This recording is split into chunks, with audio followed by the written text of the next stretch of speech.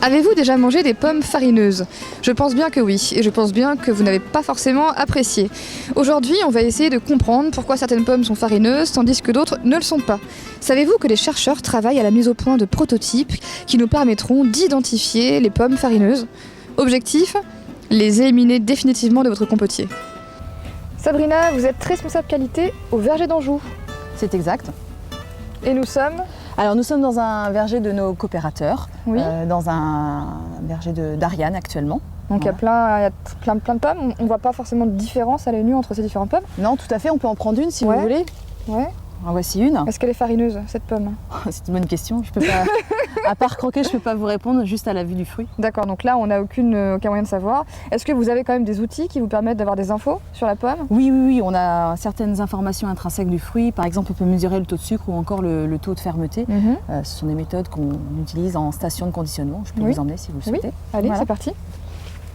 Et Sabrina, c'est vraiment grave une pomme farineuse pour vous?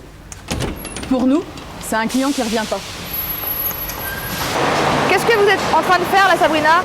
Je suis en train de préparer un test pour mesurer la fermeté du fruit en fait. D'accord. Voilà, donc je pèle la première couche et après je fais les mesures.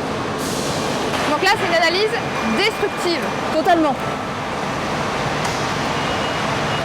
Donc on a un appareil qui permet de mesurer la fermeté et qui enregistre les résultats en fait.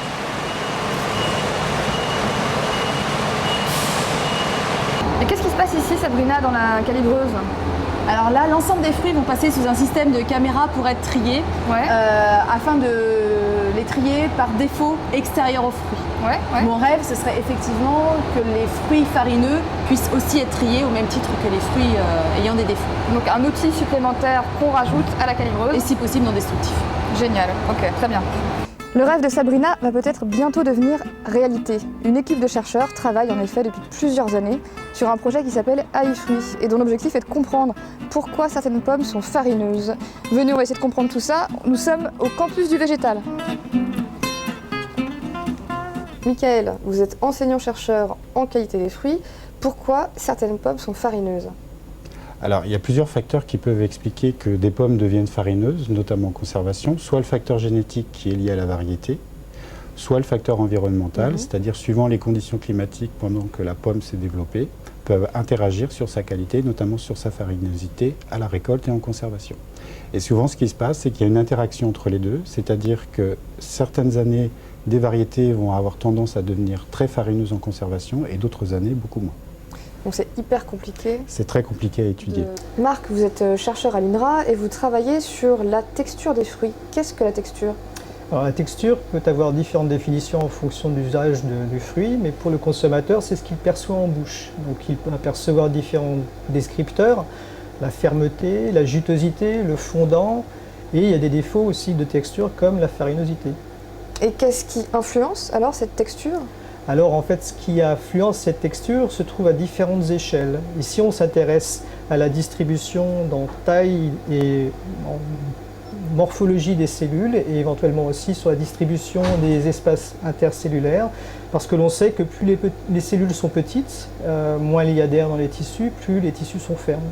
Pour synthétiser ce que viennent d'expliquer Michael et Marc, quand on croque dans une pomme, notre perception de la texture dépend de différents facteurs, à différentes échelles.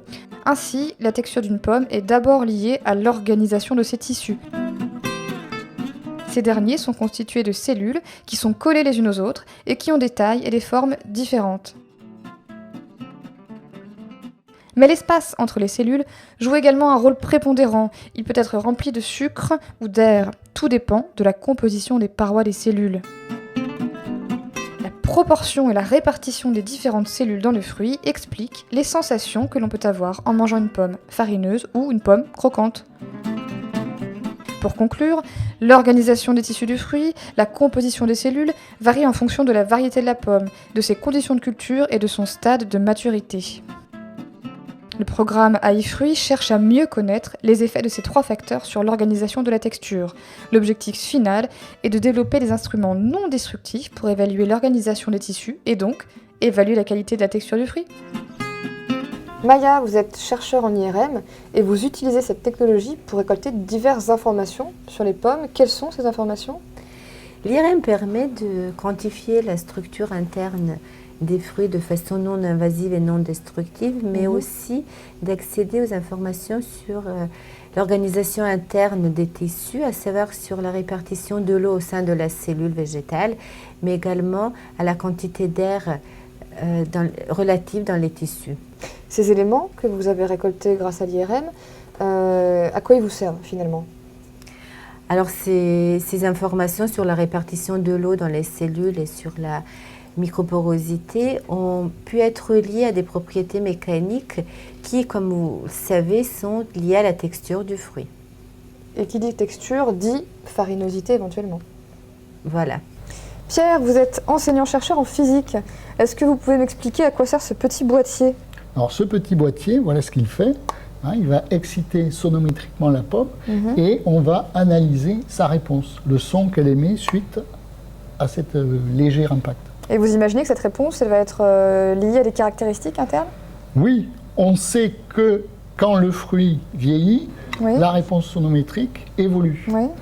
Et on essaie de relier cette réponse sonométrique à la texture du fruit, notamment à sa fermeté, à sa jutosité, voire peut-être, on espère, à sa farinosité également. Tous ces chercheurs émettent des hypothèses quant aux origines de la farinosité. Je vais maintenant vous emmener rencontrer Théodore qui va structurer toutes ces données collectées. Théodore, dans le cadre du projet AI-Fruit, vous travaillez sur des approches statistiques. Tout à fait. Et que viennent faire les stats dans la farinosité de la pomme? Alors, les statistiques sont là pour valider certaines hypothèses que nos collègues chimistes, biologistes, physiciens ou opticiens émettent par rapport à différents critères qui se situent à différentes échelles dans le cadre du fruit, à l'échelle du fruit tout entier, à l'échelle du tissu, de la macromolécule ou du génome, par exemple. Et dans le cadre du génome, concrètement, à quoi on peut aboutir? Alors, dans le cadre du génome, par exemple, on peut utiliser les approches statistiques pour mieux cibler les gènes qui seraient éventuellement susceptibles de donner ce caractère farineux du fruit. Deux projets aujourd'hui sortent du lot. Pourquoi? Car ils sont plus avancés que les autres en termes de corrélation entre la mesure et la texture. On va aller voir ces prototypes qui seront peut-être un jour adaptés pour un usage professionnel au verger. Haroun, bonjour. Vous êtes enseignant-chercheur en acoustique. Et ce qui est un peu rigolo, c'est que vous travaillez avec cette pomme exactement comme travaillent des géophysiciens avec la planète Terre. Exactement. En fait, les géophysiciens travaillent sur les séismes qui se propagent autour de la Terre et leur étude nous donne des renseignements sur les propriétés du manteau terrestre. Ici, l'idée est de développer cette même technique à une échelle réduite, qui est celle de la pomme, et qui permettrait donc de créer des séismes qui se propagent et qui nous donneraient des propriétés sur la pomme. Donc on s'amuse, vous amusez comme ça à faire des faux séismes? Oui, tout à fait. On crée ainsi des séismes ultrasonores qui se propagent et leur étude nous donne des informations importantes sur les propriétés du fruit. Donc si le séisme se propage rapidement, la pomme est croquante. Et si le séisme se propage lentement, la pomme est plutôt farineuse. Et ça pourrait être dans un verger, un outil portatif un jour? La suite du projet vise à développer un outil au service effectivement du verger. Mohamed, grâce à vous, je vais quitter le monde du son pour entrer dans le monde de la lumière. Par exemple avec ce laser que vous êtes en train d'envoyer sur la pomme. Qu'est-ce que vous êtes en train de faire? Donc c'est simple, on envoie un laser sur une pomme, ça rentre dans le contrôle non destructif. Ça veut dire la pomme, elle n'est pas déstructurée. Et on arrive à mesurer la quantité de lumière absorbée dans la pomme ou sa diffusion. La quantité de lumière absorbée va nous renseigner sur la composition biochimique et la manière dont la lumière se diffuse dans les tissus de la pomme va nous renseigner sur la structure. Et une fois que vous avez la structure et la composition biochimique, que pouvez-vous en déduire? Donc, une fois on a ces deux paramètres, on peut prédire la qualité du fruit, notamment la farinosité. Et voilà, vous savez tout sur la farinosité des pommes. Espérons que le projet AI-Fruit aboutisse rapidement afin de dire adieu aux pommes farineuses.